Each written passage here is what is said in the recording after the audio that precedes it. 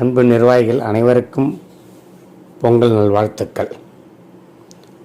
நேற்றைய தினம் நமது கோவையில் உள்ள ப்ரெஸ் கிளப்பில் நமது சங்கத்தின் சார்பாக மாநகராட்சி ஊழியர்கள் நமது குறுந்தொழில் முனைவோர்களுக்கு தொழில் வரி மற்றும் ரன்னிங் லைசன்ஸ் கட்டச் சொல்லி நிர்பந்தம் பண்ண காரணமாக நமது தலைவர் அவர்கள் ப்ரெஸ் கிளப்பில் கொடுத்த பேட்டியினை இந்த வீடியோவில் அனைவரும் பார்த்து மகிழும்படி அன்புடன் கேட்டுக்கொள்கிறேன். தமிழ்நாடு கைத்தொழில் மற்றும் குறுந்தொழில் சங்கம் ராக் சங்கத்தின் அழைப்பை ஏற்று இங்கே வருகை தந்திருக்கின்ற பத்திரிகை ஊடக தொலைக்காட்சி அனைத்து நண்பர்களுக்கும் எங்கள் சங்கத்தின் சார்பில் முதல்கண் எங்களுடைய பணிவான வணக்கத்தினை நாங்கள் தெரிவித்துக் கொள்கிறோம். தமிழகத்தில் லட்சக்கணக்கான குறு சிறு தொழில்கள் நிறைந்த ஒரு தமிழ்நாடு. இந்த மாநிலத்தில் இருக்கின்ற குறு சிறு தொழில்கள் போல் இந்தியாவில் வேறு எங்கும் கிடையாது.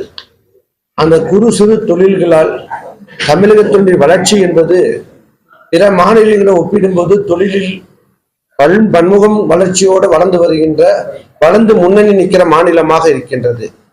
சமீப காலமாக தமிழகத்தில் இருக்கின்ற குறு சிறு தொழில்கள் கடுமையான நெருக்கடிகளை நாங்கள் தொடர்ந்து சந்தித்துக் கொண்டிருக்கிறோம். குறிப்பாக சொல்ல போனால் மின்சார கட்டணம் எங்கள் வாழ்வாதாரத்தை மிக பெரும் ஒரு சூழ்ச்சியில் தள்ளப்பட்டு எழுந்து வர முடியாத அளவுக்கு பெரும் சுமையாக 160% நிலை கட்டணத்தை உயர்த்தி 460% நிலை கட்டணத்தை உயர்த்தி இன்று வரை எங்கள் தொழில் முனைவோர்கள் அந்த மின் கட்டணத்தில் நிலை கட்டணத்தை மாதாந்திர வாடகை கட்டணத்தை கட்டுவதற்காக எண்ணற்ற சிரமங்களை அனுபவித்துக் கொண்டிருக்கிறோம். இந்த சுமையிலிருந்து மீண்டு வர முடியாமல் தவித்துக் கொண்டிருக்கின்ற பொழுது மற்றொரு சுமை மின்சார வாரியம் எங்கள் தலையில் வைத்தன. அதை பார்க்க போனால் 18 கிலோவாட்டுக்கு மின் இணைப்பை பெற்று பணியாற்றி தொழில் செய்து வருகின்ற குறுந்தொழிலுக்கு கடந்த ஜூன் மாதம் முதல் பவர் பேக்டை கொண்டு, அது வரைக்கும் பவர் பேக்ட் 18 கிலோவாட்டு கீழ் கிடையாது. அந்த 18 கிலோவாட்டு கீழ் இருக்கின்ற தொழில் முனைவோர்கள் மேல் பவர் பேக்ட் கொண்டு வந்து அந்த பவர் பேக்ட் மூலமாக மின்சாரத்தை நாங்கள் சரியாக பயன்படுத்தவில்லை என்று ஒவ்வொரு பில்லிலும் 60% அபராதமாக வசூலித்து தொழிலை மூடமாக்கி கொண்டிருக்கின்றார்கள். இந்த நிலைகளிலிருந்தெல்லாம் தப்பிக்க முடியாமல் நெருக்கடி சந்தித்து வருகின்ற எங்கள் தொழில் சார்ந்திருக்கின்ற தொழில் முனைவோர்கள் இந்த பிரச்சனைகளில் தப்பிப்பதற்கு அரசிடத்தில் தொடர்ந்து வலியுறுத்தி வருகின்ற வேலையில் தான் எங்களுக்கு மேலும் ஒரு பேரடியாக இப்பொழுது வருகை தந்திருக்கின்ற கோவை மாநகராட்சி நிர்வாகம். இந்த கோவை மாநகராட்சி நிர்வாகம் அந்த அவுட் சோர்சிங் தொழிலாளிகளை வைத்துக் கொண்டு அவுட் சோர்சிங் என்ற முறையிலே எங்கள் தொழிற்கூடங்களை எல்லாம் இப்பொழுது மாநகரத்தில் இருக்கின்ற 100 வார்டுகளிலும் ஆய்வு நடத்துவதற்காக ஆட்களை நியமித்து அனுப்பிச்சு கொண்டிருக்கிறார்கள். இந்த வருகின்ற அவுட் சோர்சிங் வருகின்றவர்கள் எல்லோருமே வருகின்ற பொழுது ஒரு ஃபார்ம், அனைத்து நிறுவனங்களுக்கும் ஒரு ஃபார்ம் எடுத்துட்டு உடனே ஃபில்அப் செய்து கொடுத்து அது உடனே சம்பந்தப்பட்ட அந்த மண்டல அலுவலகமோ இல்ல வார்டு அலுவலகத்திலோ அந்த ஆய்வாளர்களை சந்தித்து அதற்குண்டான நீங்கள் எங்களுக்கு தொழில் வரி கட்டியாக வேண்டும், அதே போல நீங்கள் எந்த ஆண்டில் தொழில் தொடங்கி இருக்கின்றீர்கள் அதற்காக வருடாதார கணக்கிட்டு கட்டியாக வேண்டும் என்று ஒரு பெரும் நெருக்கடியும் நிர்பந்தமும் கொடுத்து அச்சுறுத்தலுக்கு இந்த தொழில்துறையை உருவாக்கி கொண்டிருக்கின்றார்கள். எல்லா வகையிலும் தொழில்துறைக்கு எங்களுக்கு தொடர்ந்த அடி. இந்த அடிகளை ஏனென்றால் கோவை போன்ற மாநகரத்தை பொறுத்த வரைக்கும் நாங்கள் என்ன நிலை என்று கேட்டீர்களால் 25,000 to 30,000 தொழிற்கூடங்கள் வெறும் ஜாப் ஆர்டர்களை மட்டுமே கூலிக்கு வேலை செய்து கொடுக்கின்ற குறுந்தொழில் முனைவோர்கள் தான் இந்த மண்ணில் இந்த மாநகரத்தில் இருக்கின்றார்கள். இந்த அச்சுறுத்துதலால் மாநகராட்சியின் நடவடிக்கையால் இந்த தொழில் முனைவோர்கள் செய்வதறியாது தவிர்த்து இருக்கின்ற நிலை நீடித்துக் கொண்டிருக்கின்றன.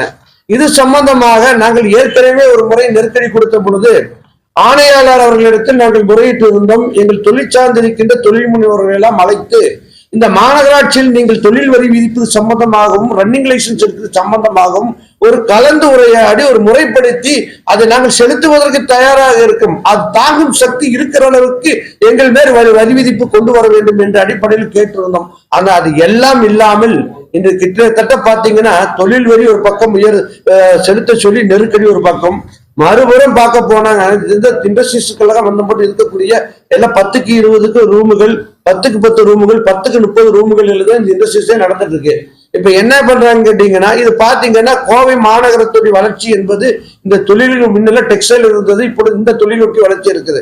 இதை வீடோட குடும்பம் என்ன சொல்லுங்கன்னா குடியிருப்போட கலந்த தொழில், இது குடிசை தொழில் போல இருந்த இந்த தொழில்கள் இப்பொழுது உடனே வருகின்றார்கள். அதற்கும் டாக்ஸ் வந்து இப்ப போடுகின்றார்கள். வீட்டு வரி உயர்த்துவது பிரிக்கிறார்கள். நீங்க இப்ப நாங்க தொழிற்கூடம் வச்சிருக்கிறாங்க, எங்க ஆளு கீழே தொழிற்கூடம் வச்சிருக்கிறாங்க, மேல வீடு வச்சிருக்காங்க, இல்ல மேல வீடு வச்சு கீழே தொழிற்கூடம் வாடகை விட்டுருப்பாங்க. இது கமர்ஷியல் டாக்ஸா மாத்த சொல்லி நிர்பந்தப்படுத்தி அதுவும் நெருக்கடி. இதெல்லாம் வசூல் பண்றாங்க. அது இன்னும் கொடுக்கணும் கேட்டீங்கன்னா, முதல்வர் அவர்கள் அன்னைக்கு சட்டமன்றத்தில் நாங்கள் போராட்டங்கள் முன்வைத்து நாங்கள் கேட்டுட்டு இருக்கும்போது 12 கிலோவாட்டு கீழ் இருக்கின்ற மின்சாரத்தை பயன்படுத்துகின்ற சாதாரண குறுந்தொழில் முனைவர்களுக்கு 3B ஆக்டிலிருந்து 3A1 மாத்துன்னு சொன்னாங்க. ஆர்டர் போட்டு கிட்டத்தட்ட 1 வருஷம் 2 வருஷம் ஆகும். அதுக்கு என்ன கிடைக்கிறது, சட்டமன்றத்தில் சட்டம் பாஸ் பண்ணிட்டாங்க.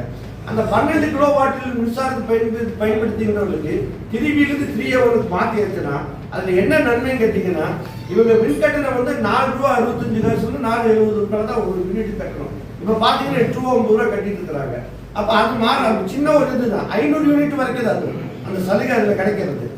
அந்த சலுகை கூடி இன்னைக்கு கோயம்புத்தூர் உள்ளிட்டு தமிழகத்தில் மின்சார வாரி மாற்றி கொடுக்கவில்லை. ஆனால் அதற்காக நிதி ஒதுக்கீடு மின்சார வாரி இந்த பட்ஜெட்டில் சொல்ல எப்பவுமே என்ன கேட்டீங்கன்னா, பட்ஜெட்டில் மானியம் ஒரு துறை விட்டு வழங்குது என்றால் அந்த மானியம் வழங்குகின்ற பொழுது அந்த மானியத்துக்கு உண்டான தொகையை அந்த நிறுவனம் பெற்றுக் கொடுக்கிறது. மின்சார வாரியத்துக்கு கிட்டத்தட்ட 80 கோடி 82 கோடி ரூபாய் வருஷத்துக்கு ஒரு முறை கொடுத்து கொள்கிறார்கள். ஆனால் மின்சார வாரியம் இன்னைக்கு கருணையற்ற முறையில் அந்த 12 கிலோவாட் கீழ் இருக்கின்றவர்களுக்கு அதை மாற்றி கொடுக்காம இருக்கிறாங்க. நாங்க தனியா போய் அப்ளிகேஷன் போடணுமாமா, அப்ளிகேஷன் போட்டு நாங்களே நெட்ல போய் மாத்தணுமாமா, இதெல்லாம் என்ன மாதிரி. அதே நேரத்துல 18 கிலோவாட் கீழ் இருக்கிறவங்களுக்கு நீங்க பவர் பேங்க் கொண்டு வந்தீங்க, எங்களை யாரையும் தனித்தனியா மாத்தல. ஆட்டோமேட்டிக் சென்னையில உட்கார்ந்த இடத்துல நெட்டில் நீங்க மாத்தி நாங்க ஆட்டோமேட்டிக் பவர் பேங்க் வரோம், நாங்க சேதாரமாகுதுன்னு சொல்லி 70% வரைக்கும் அபராதம் விட்டு நிற்கிறாங்க மீட்டர் பார்த்து. ஆனா இது செய்வதற்கு இதனால் முடியவில்லை. இப்படி பார்த்தீங்கன்னா தமிழகத்தில் குறு சிறு தொழில் அளிக்கப்பட்டு பெருந்தொழிலுக்கான வாய்ப்புகள் உருவாக்குவதால் நெருக்கடியின் அரசியல் சந்திக்கும். தொழிலாளிகள் வேலை இழப்புக்கு ஆளாவார்கள், தொழில் முனைவர்கள் வேலை இழப்புக்கு ஆளாவார்கள். வெறும் நெருக்கடியற்ற சூழ்நிலையை காண வரும் அரசு இழித்துக் கொள்ள வேண்டும். எங்களுக்கு இருக்கிற நெருக்கடிகள் அறிந்து தீர்க்க வேண்டும் என்ற கோரிக்கையோடு நாங்கள் முன்வைக்கிறோம். ஆகையால் வருகின்ற 21ஆம் தேதி என்று கோவை மாநகராட்சி பெரும் திரளான தொழில் முனைவோர் திரண்டு நாங்கள் மனு கொடுக்கின்ற இயக்கத்தை நடத்த இருக்கின்றோம். அதில் கோவை மாநகரத்தில் இருக்கின்ற 100 வார்டு மாமன்ற உறுப்பினருக்கும் அழைப்பு அனுப்ப இருக்கின்றோம். எங்களோடு இந்த மாநகரத்தில் இருக்கின்ற தொழிலை பாதுகாப்பதற்கு அனைவரும் ஒத்துழைக்க வேண்டும் என்று தமிழ்நாடு கைத்தொழில் மற்றும் புதுநெல்லை சங்க டாக்டிங் சார்ந்து நாங்கள் கேட்டுக்கொள்கிறோம்.